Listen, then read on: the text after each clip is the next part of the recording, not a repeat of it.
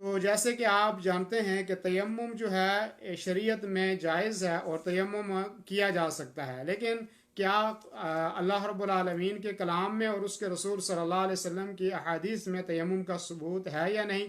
तो उस सिलसिले में पहली दलील जो है सूरह निसा की आयत नंबर 43 है, जिसमें अल्लाह रब्बुल आलमीन फरमाता है व इन कुंतुम मरदा, अगर आप बीमार हैं, अगर आप बीमारी की हालत में हैं, औ अला सफरिन, या जो है आप सफ़र की हालत में हैं, औ जा अहदुम मिनकुम मिनल गायत, या आप में से कोई बैतुल खला से वापस आया है, औ लामस्तुमुन निसा, या आपने औरतों को छुआ है, यानी आपने औरतों से जिमा किया है, फलम तजिदु माअन, और आप पानी नहीं पा रहे, तो क्या करेंगे। फरमाया फतयम्ममू सईदन तय्यबा, तो आप पाक मिट्टी से तयम्मुम कर लो।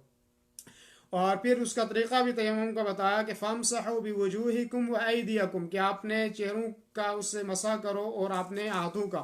तो इस आयत के इस टुकड़े से फ़तयम्ममू सईदन तय्यबा, यहाँ पे ज़ाहिर तौर पे ये अल्लाह रब्बुल आलमीन ने इजाज़त दी कि अगर आपको पानी नहीं मिलता है तो ऐसी सूरत में आप तयम्मुम कर सकते हैं और आप अपने चेहरे का और अपने हाथों का जो है वो तयम्मुम कर सकते हैं। पहली दलील ये होगी। दूसरी दलील अल्लाह के रसूल सल्लल्लाहु अलैहि वसल्लम का फरमान है, जो सुनन नसाई की हदीस है और सही इब्न हिब्बान के अंदर भी मौजूद है और जो सही भी है। अल्लाह के रसूल सल्लल्लाहु अलैहि वसल्लम ने फरमाया कि अस्सईदु वुदुउल मुस्लिमी व इल्लम यजिदिल माअ अशरा सिनीना, कि पाक मिट्टी मोमिन का वुदू है अगरचे उसको 10 साल तक पानी मुयसर ना हो।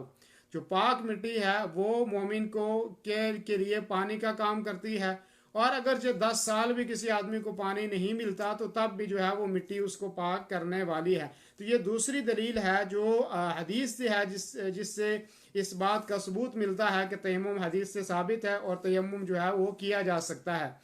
और ये मैं मुख्तसर सी चीज़ें आपके सामने वदाहत कर रहा हूँ कि जो मुख्तसर से मुख्तसर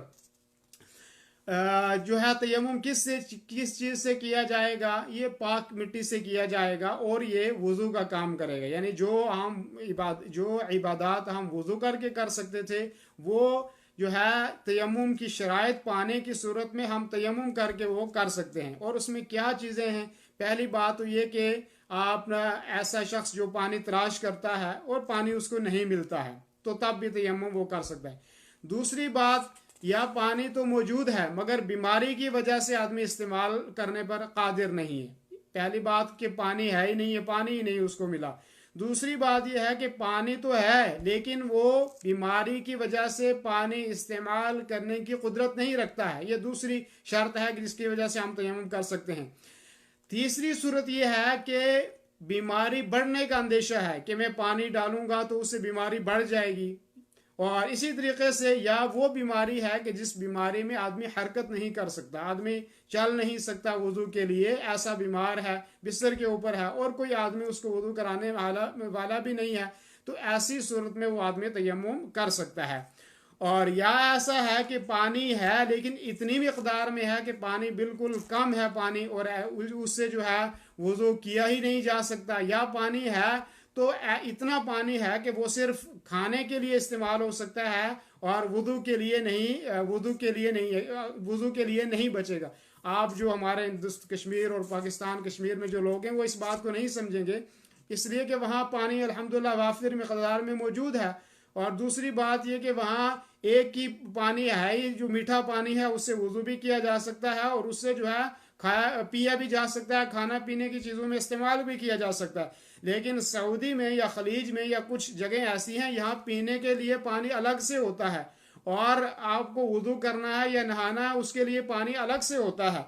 तो यहाँ क्योंकि खारा पानी होता है, नमक वाला पानी होता है, तो इसलिए अगर कहीं पे पानी है लेकिन वो पानी इतना है कि जो सिर्फ पीने के काम काफ़ी होगा या जो है खाना पकाने के लिए काफ़ी होगा, तो ऐसी सूरत में वो तयम्मुम कर सकता है और उस पानी को रख सकता है। बाद उलमा ने इस तरफ इशारा किया कि अगर पानी इतना है कि बाद वुदू को धोया जा सकता है और बाद वुदू को नहीं धोया जा सकता, तो ऐसी सूरत में बाद उलमा ये कहते हैं कि जिन आदा के लिए पानी काफ़ी है और उनके लिए जो है वुदू कर लिया जाए, और बाकी के ऊपर जो है वो बाकी को जो है वो तयम्मुम कर लिया जाए। और उस दलील उन्होंने कुरान करीम की आयत करीमा दी है कि फत्तकुल्लाह मस्तताअतुम, कि जितनी आप ताकत रखो तो अल्लाह रब्बुल आलमीन से उतना डरो। ये तयम्मुम की फ़र्ज़ियत के ताल्लुक से, मशरूइयत के ताल्लुक से, यानी ये जो बातें मैंने कही वो। अब ये है कि तयम्मुम के फ़राइद और उसकी सुन्नतें क्या क्या हैं। तो तयम्मुम के फ़राइद भी हैं। तो सबसे पहला जो तयम्मुम का फ़र्द है वो ये है कि नीयत होनी चाहिए कि मैं तयम्मुम कर रहा हूँ। नीयत किस चीज़ को क्या नाम है? नीयत नाम है दिल के इरादे का और दिल के कस्द का। बाकी जो है ज़ुबान से अल्फाज कहना ज़रूरी नहीं है। और अल्लाह के नबी सल्लल्लाहु अलैहि वसल्लम ने फरमाया इन्नमल अमालु बिन्नियात, कि आदमी के तमाम अमाल का दारो मदार नीयत के ऊपर है। तो इसलिए पहली चीज़ में नीयत होगी। दूसरी चीज़ क्या है? वो ये है कि पाक मिट्टी होनी चाहिए। पाक मिट्टी जो है उससे तयम्मुम होगा, और पाक मिट्टी होनी चाहिए। इसकी दलील क्या है? अल्लाह रब्बुल आलमीन ने सूरह निसा के अंदर फरमाया फतयम्ममू सईदन तय्यबा, कि आप पाक मिट्टी से तयम्मुम करो। तो दूसरी शर्त ये हुई, दूसरा फर्द ये हुआ कि मिट्टी जो है वो पाक होनी चाहिए। अब तीसरा फर्द ये है कि एक बार दोनों हाथों को मिट्टी पर मारना। एक बार आपने दोनों हाथ ऐसे करके मिट्टी के ऊपर मारने हैं। और उसकी दलील क्या है? अल्लाह रब्बुल आलमीन ने कुरान करीम में फरमाया फमसहू बिवुजूहिकुम व ऐदियकुम, कि आप अपने चेहरे का और अपने हाथों का मसा करें। तो ये जो है वो तीसरी जो है वो दलील हो गई। और चौथी दलील इसी के अंदर मौजूद है कि आप अपने चेहरा और आपने दोनों हथेलियों को जो है वो चेहरे के ऊपर मारना, और उसके बाद अपने हाथों के ऊपर मारना। तो मैं दोबारा से आपको जो है इसकी वजाहत कर देता हूँ ताकि बात अच्छी तरीके से समझ में आ जाए। तो तयम्मुम के फ़राइज़ के सिलसिले में जो है पहली चीज़ ये है कि आदमी नियत करे, और नियत दिल के इरादे का नाम है। और दूसरी चीज़ ये है कि वो मिट्टी पाक होनी चाहिए कि जिसके ज़रिए से आप तयम्मुम करेंगे। और तीसरी चीज़ ये है कि अपने हाथों को उस मिट्टी के ऊपर मारना है, और फिर उन दोनों हाथों को अपने चेहरे के ऊपर मारना है, और फिर अपने हथेली के ऊपर मारना। तो बाद लोग तयम्मुम का तरीका जो है वो नहीं समझते, तो वो जो है अपने चेहरे को बार बार जो है वो मिट्टी मलते रहते हैं। और इसी तरीके से बाद लोग जो है वो पूरा कोहनियों तक जो है वो मिट्टी जो है उसको मसा करते हैं। बल्कि जो सही तरीका तयम्मुम का ये है कि आपने हाथ दोनों ऐसे रखे, और हाथ दोनों ऐसे रख के आपने पाक मिट्टी के ऊपर मारे, और मारने के बाद फिर आपने सीधा अपने चेहरे के ऊपर जो है हाथ लेके, और फिर उसके बाद जो आपका बायां हाथ है वो आपने दायां हाथ के ऊपर मारा, और जो आपका दायां हाथ है वो आपने बायां हाथ के ऊपर मारा। बस आपका तयम्मुम हो गया। ये आसान तयम्मुम का तरीका है। और बाद लोग ये भी कहते हैं कि जो है तयम्मुम जो है एक तो उसकी सुन्नत है कि आदमी जब तयम्मुम करे तो शुरू में बिस्मिल्लाह पढ़े, और ये बात साबित है कि बिस्मिल्लाह पढ़नी चाहिए। दूसरी बात लोग कहते हैं कि 2 दफ़ा ज़मीन के ऊपर मारना है। तो अगर 2 दफ़ा को मारना चाहे तो बाद रिवायतों में सबूत मिलता है कि मार सकता है। लेकिन अगर एक ही दफ़ा ज़मीन पे मारा और चेहरे पे दायां हाथ के ऊपर बायां हाथ मार दिया, फिर जो है दायां हाथ बायां हाथ के ऊपर मार दिया, तो काफ़ी हो जाएगा। और इसी तरीके से बाद लोग क्या कहते हैं कि वो कोहनियों तक जो है उसको ले जाना ज़रूरी है। तो कोहनियों तक ले जाना ज़रूरी नहीं, बस आपकी हथेलियाँ जो है उसी के ऊपर मसा करना है।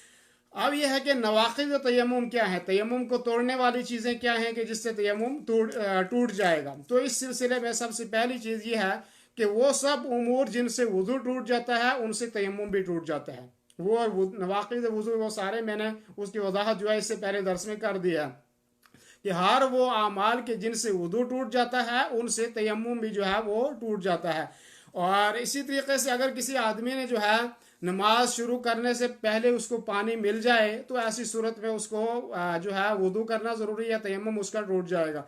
या जो है नमाज के दौरान ही पानी हासिल हो जाए तो ऐसी सूरत में भी वो नमाज ख़त्म कर देगा और वुदू करेगा, और फिर जो है क्या करेगा कि नमाज दोबारा पढ़ेगा। लेकिन अगर किसी आदमी ने नमाज पढ़ ली है और तयम्मुम करके, और अब उसके बाद पता चला कि पानी है, या जो है वो पानी कोई कहता है कि पानी आप ले लें, तो ऐसी सूरत में जो है वो अब नमाज दोबारा लौटाने की ज़रूरत नहीं है, नमाज उसकी जो है वो कामिल होगी। और ऐसे ही जो है किसी ने मिसाल के तौर पे जुमा के लिए भी काफ़ी हो जाएगा तयम्मुम, यानी जो आपको जो तयम्मुम की शुरूत मैंने बताई है अगर वो शुरूत इसके अंदर हैं तो आप 5 वक्ता नमाज भी पढ़ सकते हैं, और गुस्ल आपको वाजिब है तो गुस्ल भी आप कर सकते हैं, और गुस्ल का तयम्मुम का तरीक़ा भी वही है जो वज़ू के लिए तयम्मुम का तरीक़ा मैंने बताया। अगर गुस्ल है तो उसमें भी तयम्मुम का वही तरीक़ा जो है मौजूद है। और जुमा के लिए भी हो सकता है, ईदैन के लिए भी हो सकता है, और इसी तरीके से जो है तवाफ़ के लिए भी तयम्मुम हो सकता है, कुरान को हाथ लगाने के लिए भी तयम्मुम काफ़ी है, कुरान करीम पढ़ने के लिए भी काफ़ी है, मस्जिद में ठहरने के लिए भी काफ़ी है। यानी आपने तयम्मुम कर लिया, जो तयम्मुम की जब शर्तें पाई गई तो ऐसी सूरत में आप तमाम वो अमाल कर सकते हैं कि जो आप वज़ू की हालत में कर सकते थे। तो इसलिए जो है तयम्मुम हर उस चीज़ का बदल होगा जो जिनको आप वज़ू में कर सकते हैं। जिनको वज़ू में कर सकते हैं उनको आप जो है तयम्मुम के हालत में भी कर सकते हैं। दीनी रहनुमाई के लिए हमारे चैनल को सब्सक्राइब कर दीजिए और घंटी के निशान को दबा दीजिए ताकि आपको मज़ीद कीमती वीडियोज़ मिलते रहें। जज़ाकल्लाहु खैर।